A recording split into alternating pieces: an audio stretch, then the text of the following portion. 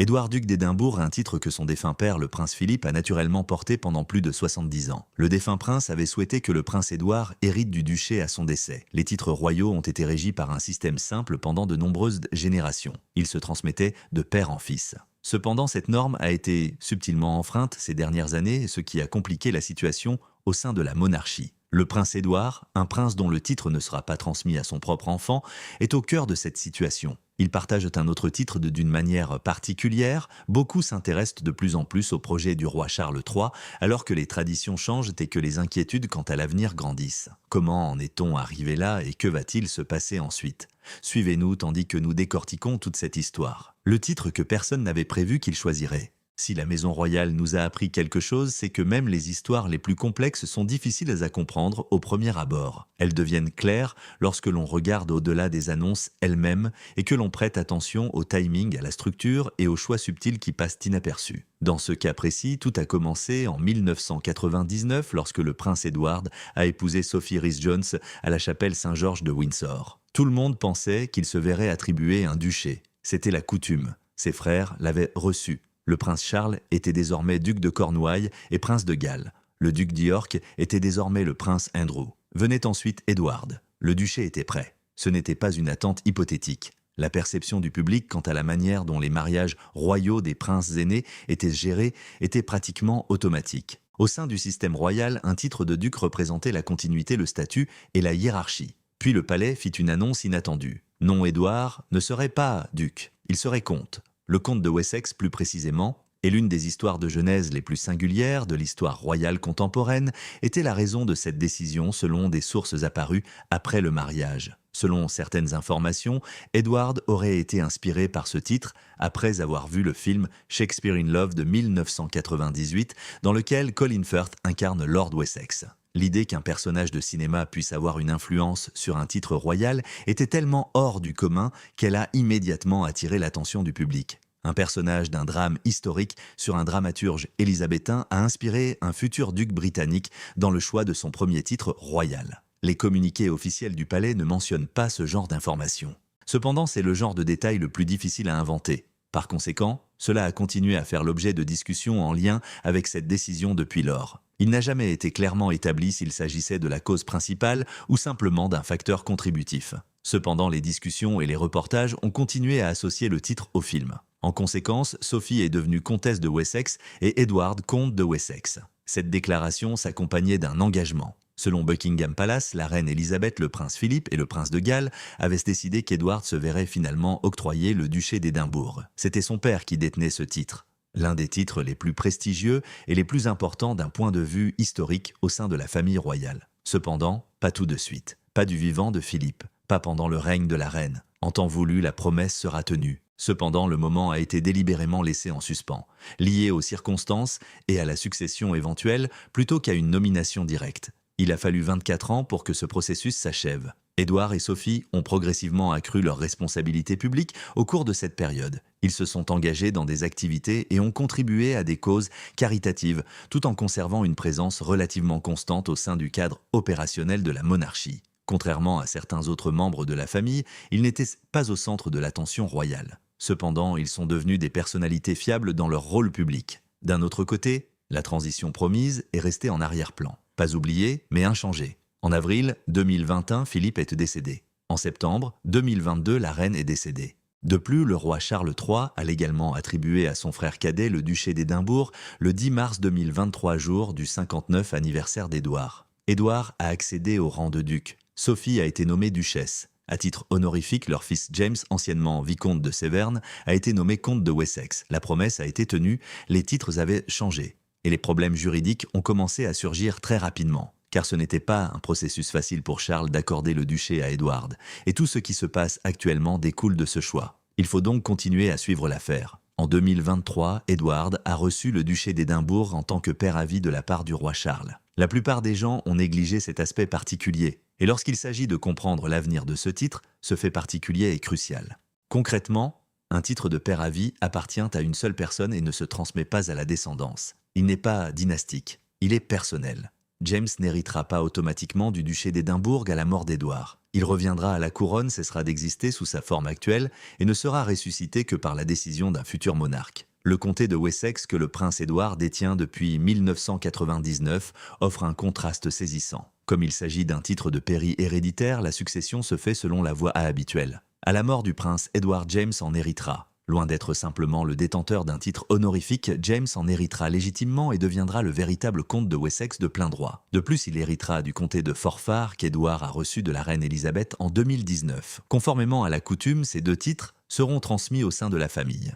Ce ne sera pas le cas du duché. Il en résulte un cadre inhabituel dans les arrangements royaux contemporains. Par héritage, un titre se transmet de génération en génération. L'un prend fin à la mort de son détenteur, les deux fonctionnent selon deux systèmes de continuité distincts, l'un permanent, l'autre temporaire, tout en coexistant au sein de la même famille. La situation actuelle en 2026 est la suivante. Parallèlement, Édouard détient le comté de Wessex et le duché d'Édimbourg. L'un est un titre viager. L'autre est héréditaire. En tant que fils aîné d'un duc, James a le droit d'utiliser le titre immédiatement supérieur dans le portefeuille de son père. C'est pourquoi il porte désormais le titre de comte de Wessex par courtoisie. Il en résulte un chevauchement particulier où le père et le fils sont liés au même titre simultanément mais à des titres sociaux et juridiques distincts. Ce titre est officiellement détenu par le père. Par coutume, c'est le fils qui l'utilise. Le duché d'Édimbourg prendra fin avec le décès d'Édouard. Le titre de courtoisie que James utilise deviendra alors un véritable titre héréditaire et il acquérera officiellement le comté de Wessex. Bien que ce changement soit simple, en théorie, il nécessite tout de même une validation officielle dans la pratique car le système de la pairie doit enregistrer et modifier correctement la structure des titres qui se chevauchent. De plus, la situation est plus complexe qu'il n'y paraît car la plupart des gens ignorent la couche supplémentaire qui se cache derrière tout cela. Restez avec nous. L'aspect juridique est le titre qui n'était pas prévu. Le roi George V a publié des lettres patentes en 1917 précisant quels membres de la famille royale pouvaient utiliser les titres de prince ou de princesse et le titre de Son Altesse royale. Tous les petits-fils d'un roi britannique ont droit au titre de Son Altesse royale et au titre prévu par ces lettres patentes. Par conséquent, James Mountbatten Windsor a le droit légal de se faire appeler prince James d'Édimbourg à l'heure actuelle car il est le fils d'Édouard, un monarque. Il l'a toujours été. Ce droit a toujours existé. Il n'a simplement jamais été utilisé. À la naissance de leurs enfants, Édouard et Sophie ont consciemment choisi de les élever sans titres royaux. Ils souhaitaient que James et sa sœur, Lady Louise, grandissent aussi normalement que possible, avec la possibilité d'assumer leur titre à l'âge de 18 ans s'ils le désiraient. Dans une interview de 2020, Sophie a officiellement reconnu que les deux enfants en disposaient et pourraient choisir de les utiliser à partir de 18 ans, même si je ne pense pas que ce soit très probable. En décembre 2025, James a eu 18 ans. Il a refusé d'accepter le titre de Son Altesse royale. Il n'a pas abordé la question de quelque manière que ce soit. Selon des proches de la famille, rien ne laissait présager qu'il changerait d'avis et cela correspond tout à fait à sa nature et à son éducation. Cependant, c'est à ce stade que l'aspect juridique devient crucial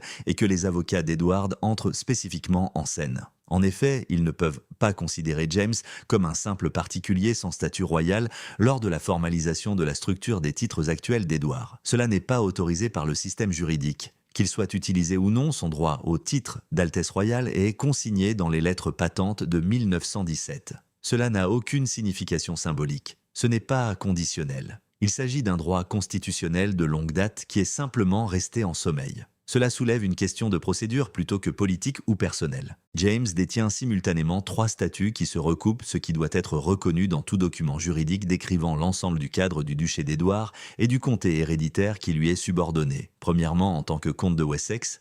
Deuxièmement, en tant qu'héritier présomptif des comtés héréditaires de Wessex et de Forfar. Troisièmement, même s'il a choisi de ne pas activer son titre de Son Altesse royale le prince, il y a droit en vertu des dispositions constitutionnelles. C'est là que le droit royal devient extrêmement précis. Ces catégories se recoupent rarement au point de nécessiter une réconciliation approfondie. Soit les membres de la famille royale utilisent activement leur titre, soit ils en sont légalement dépouillés par des procédures constitutionnelles explicites. James, cependant, se trouve dans une position unique où rien ne lui a été retiré. Rien n'a été activé et tout reste légalement accessible mais n'est pratiquement pas utilisé. De telles circonstances ont été qualifiées par les experts juridiques de la famille royale de structures de droit inactives, dans lesquelles les droits existent mais ne sont pas encore utilisés tout en devant néanmoins être consignés dans les registres officiels. Cela n'a rien à voir avec l'identification publique, cela relève de la rigueur constitutionnelle. Les conseillers juridiques de la Couronne, le College of Arms et le Crown Office ne se contentent pas d'utiliser ce qui est utilisé.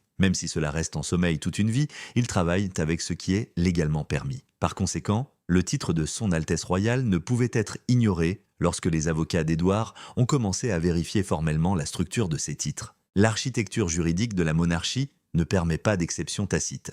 Ce titre devait donc être mentionné dans le cadre de référence de la documentation, non pas parce qu'on s'attend à ce que James l'utilise ou parce qu'il a l'intention de changer d'avis. Tout doit être utilisé, éliminé ou noté comme existant, mais en sommeil. C'est là que réside la complexité, et c'est pourquoi les observateurs constitutionnels qualifient cette situation d'inhabituelle, non pas parce qu'elle est controversée, mais plutôt parce qu'elle nécessite de lire simultanément plusieurs niveaux du droit royal. D'une manière inhabituelle, à ce niveau de visibilité, le système de la pairie, le système des lettres patentes et les règles internes des titres de courtoisie fonctionnent tous simultanément au sein d'une seule lignée familiale.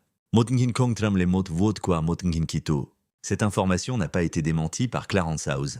Les observateurs de la famille royale ont souligné qu'Edward, en particulier en cette période de changement et de conflit au sein de la famille élargie, avait progressivement augmenté sa charge de travail et assumé des responsabilités qui étaient auparavant réparties entre d'autres membres actifs de la famille royale. La réaction à cette information a été rapide et remarquablement vive pour une question interne à la famille royale. En grande partie grâce à son engagement de longue date dans le système de récompense du duc d'Édimbourg, qui constituait l'un des héritages marquants du prince Philippe, de nombreux observateurs ont fait valoir qu'Édouard s'était imposé comme l'un des membres actifs les plus fiables de la famille. Beaucoup considéraient l'idée qu'il ne recevrait pas le titre comme une rupture avec la continuité, plutôt que comme son prolongement. De plus, une question institutionnelle plus large se développait en arrière-plan. Les journalistes dîners spécialisés dans la royauté ont rapporté que des débats avaient lieu au palais pour savoir si l'octroi du duché d'Édimbourg à Édouard aurait des ramifications constitutionnelles plus larges, notamment en ce qui concerne l'Écosse. Dans la vie publique écossaise, le titre lui-même revêt une grande importance symbolique, et toute décision le concernant était soigneusement évaluée à la lumière de l'évolution du climat politique. La décision n'a été prise que bien plus tard après la démission de Nicola Sturgeon et un changement dans la dynamique politique immédiate entourant les discussions sur l'indépendance écossaise. La situation avait changé en mars 2023. L'annonce a été faite le jour du 59 anniversaire d'Édouard. Les inquiétudes n'avaient pas disparu, mais elles avaient perdu de leur urgence. Finalement, la promesse de 1999 a été tenue, mais d'une manière qui a permis d'accomplir simultanément quelque chose de plus subtil. Cela a permis de s'assurer que le titre ne se transmettrait pas simplement comme une lignée héréditaire. Il a plutôt été conçu avec un objectif final en tête, ce qui relie tout ce qui se passe actuellement à l'avenir de la monarchie. Ne vous arrêtez donc pas de suivre l'histoire car elle est loin d'être terminée. La véritable cause. Un titre de pairie a été accordé au duc d'Édimbourg. Ce n'est pas par hasard que le duché d'Édimbourg a été établi comme un titre de pairie à vie plutôt qu'héréditaire. C'était intentionnel et lié à une discussion sur le destin de la monarchie qui va bien au-delà d'Édouard et de sa famille, car le titre ne disparaîtra pas simplement à la mort d'Édouard et le duché ne retrouvera pas sa place. L'aspect de cette histoire qui a suscité le plus de débats dans les cercles royaux est de savoir qui attend-on. La princesse Charlotte est la favorite pour une éventuelle reconstitution du duché d'Édimbourg selon des responsables du palais cités dans des informations datant de fin 2022. Après son frère le prince George et son père le prince William, Charlotte est actuellement deuxième dans l'ordre de succession au trône. Elle est un membre éminent de la lignée directe de succession et à mesure qu'elle grandit, son rôle public ne fera que s'étendre. De plus, lui attribuer le duché d'Édimbourg à un moment donné dans le futur aurait une grande signification symbolique. Considérez les implications d'un tel événement. Lorsque le prince Philippe a épousé la princesse Élisabeth en 1947, le titre a été créé pour lui. Il a été transféré à Charles en 2021 et recréé pour Edward en 2023. À terme, ce serait la petite-fille de la femme en l'honneur de laquelle le titre avait été initialement créé qui en serait titulaire. La reine elle-même utilisait le titre de duchesse d'Édimbourg à titre de courtoisie avant de monter sur le trône et il reviendrait une fois de plus à la lignée féminine. Une femme qui serait deuxième dans l'ordre de succession au trône en serait titulaire. Si cela se produisait, cela aurait une importance historique et une signification symbolique considérable. Cela est rendu possible par le fait que la création actuelle est un titre de pairie à vie. Charlotte n'aurait pas eu droit à ce titre si Charles avait accordé à Édouard un duché héréditaire qui serait passé à James puis aux descendants de James. Charles a en effet préservé le titre pour que William puisse le conférer à Charlotte le moment venu en l'établissant comme un titre de pair à vie. Le cadre juridique que les avocats d'Édouard sont en train de négocier contribue à la possibilité d'une issue favorable à l'avenir. Il s'agit d'une version allégée de la monarchie où les titres sont détenus par intention plutôt que par droit de naissance et sont axés sur l'avenir de l'institution plutôt que sur le confort de la génération actuelle. Cependant, cela ne s'arrête pas là. Les membres de la famille royale qui ont pris l'initiative alors que d'autres ne le faisaient pas étaient Édouard et Sophie. Lorsque l'on considère la situation dans son ensemble, il y a un autre aspect de cette histoire qui ajoute encore plus d'importance au scénario des titres. Il est facile de se concentrer uniquement sur les détails techniques de la manière dont les titres sont attribués ou restreints, le moment des annonces ou le cadre juridique des titres de pairie. Cependant, rien de tout cela n'existe en vase clos. Tout cela s'inscrit dans une période très particulière de l'histoire royale récente qui a modifié la structure de l'institution et subtilement rehaussé le statut de ceux qui y ont continué à travailler. La famille royale active s'est considérablement réduite entre 2020 et 2023. En janvier 2020, Harry et Meghan ont démissionné de leurs responsabilités royales. Suite aux conséquences de ses liens avec Jeffrey Epstein, Andrew a été officiellement déchargé de ses fonctions publiques en novembre 2021. La majorité des tâches de représentation de l'institution ont ainsi été confiées au roi Charles, à la reine Camilla, au prince William, à la princesse Catherine, à la princesse Anne, à Edward et à Sophie. Les exigences pesant sur ceux qui sont restés se sont presque instantanément intensifiées car ce qui était auparavant une organisation plus large et plus dispersée est devenu considérablement plus petite. Sophie et Edward ne se sont pas plaints de cette situation. Ils n'ont pas donné d'interview au sujet de cette charge accrue. Ils n'ont pas cherché à modifier leur image publique ni à profiter de la situation pour négocier un rôle plus important au sein de l'organisation. Sophie et le prince Édouard, en revanche, ont simplement accepté ce changement. Ils ont représenté la monarque dans davantage de lieux, ont pris en charge davantage d'engagements, ont voyagé plus loin et ont maintenu le fonctionnement des devoirs royaux à une période où ceux-ci étaient clairement sous pression de plusieurs côtés. Leur travail s'est caractérisé par la constance plutôt que par la publicité, et cela est devenu plus évident depuis que d'autres se sont retirés ou ont été écartés. Dans les cercles royaux, Sophie en particulier a été discrètement mais largement saluée pour la manière dont elle a assumé ses responsabilités accrues. À une époque où l'attention du public envers la monarchie était souvent intense et inattendue, des personnes proches de l'institution ont loué son approche, la qualifiant de stable, modeste et fiable. Aucun effort n'a été fait pour utiliser ces éloges à son propre profit ou à celui du public. Rétrospectivement, cela mérite d'être souligné en partie parce que cela est resté dans le cadre de la responsabilité elle-même. Considéré dans son ensemble, ce contexte renforce la portée de l'histoire du titre d'Édimbourg. Il ne s'agit pas de membres de la famille royale qui se sont illustrés sous la pression interne ou par la rivalité publique. Ce ne sont pas des personnes qui ont provoqué des conflits de statut ou imposé des changements structurels. Ce sont des membres de la famille royale qui ont toujours agi dans le cadre du système tel qu'il était établi, sans se repositionner en période de faiblesse institutionnelle. Le titre n'a pas été accordé à Édouard en 2023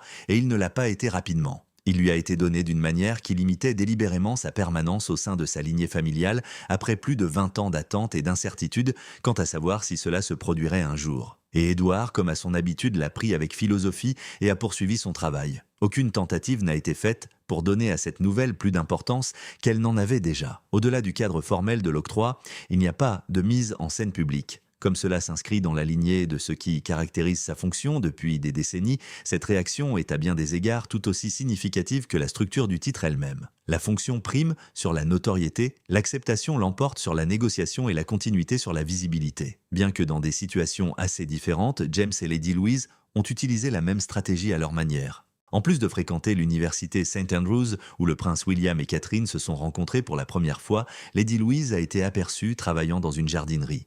Sa vie est restée pour l'essentiel à l'écart des feux de la rampe royaux, façonnée davantage par sa carrière et ses études que par des responsabilités publiques officielles. James, qui a actuellement 18 ans, ne s'intéresse ni à la vie publique royale ni aux titres royaux. Il n'a pas fait usage des lettres patentes de 1917, bien qu'il ait légalement droit au titre d'Altesse royale. Son identité juridique n'est pas définie par ce droit, qui est toujours disponible, mais inutilisé. En grandissant, les deux enfants savaient qu'ils pouvaient utiliser le titre d'Altesse royale s'ils le souhaitaient. Ils ont tous deux décidé de ne pas le faire. Cette retenue se démarque au sein d'une famille royale où des membres ont à différents moments de l'histoire récente remis en question, contesté ou abandonné de manière agressive les systèmes de titres et de devoirs. Ce n'est ni théâtral, ni une mise en scène publique. C'est simplement un manque d'intérêt pour un système qui caractérisait les générations précédentes de manière bien plus évidente. D'une manière plus discrète, c'est peut-être là la plus importante continuité de toutes, car elle montre non seulement comment Édouard et Sophie ont assumé leurs devoirs,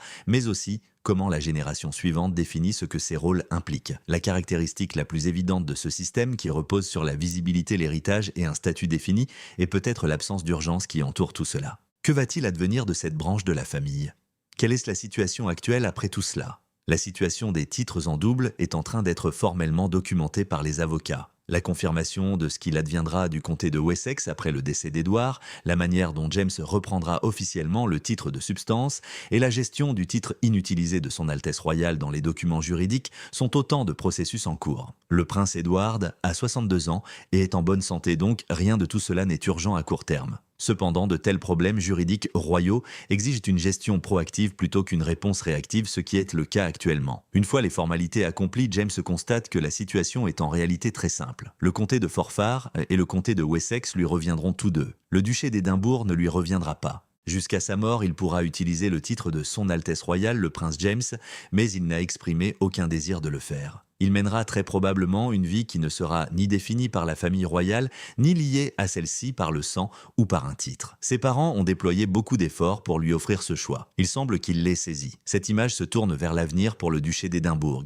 La couronne récupérera le titre au décès d'Édouard. Si le roi Guillaume choisit de le faire, il sera alors libre de l'attribuer à la princesse Charlotte. Le contexte politique, l'état de la question écossaise, le rôle public de Charlotte à ce moment-là et la composition de la famille royale active influenceront tous ce choix. Bien qu'aucun de ces éléments ne puisse être prévu avec certitude à l'heure actuelle, le cadre juridique, qui les rend envisageables, a été délibérément mis en place. La porte est entr'ouverte. Un futur règne déterminera si Charlotte survivra. Suite à la confirmation par les avocats d'Édouard de la procédure de double titre, un scénario juridique véritablement unique est actuellement géré de manière responsable. C'est compliqué, mais pas chaotique au sens dramatique du terme. Lorsqu'un engagement pris en 1999 est honoré en 2023 d'une manière destinée à soutenir l'avenir de l'institution, plutôt qu'à ne profiter qu'à une seule famille, cela donne lieu à ce genre de complexité. Et c'est le genre de subtilité qui montre à quel point la monarchie réduite est construite avec minutie quand on examine chaque détail. Il ne s'agit pas seulement de savoir qui assiste aux événements publics,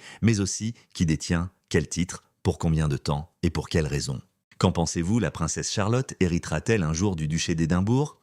Pensez-vous qu'Édouard et Sophie ont rempli leurs devoirs royaux d'une manière qui mérite une plus grande reconnaissance que celle qu'ils ont reçue? Laissez un commentaire ci-dessous pour donner votre avis.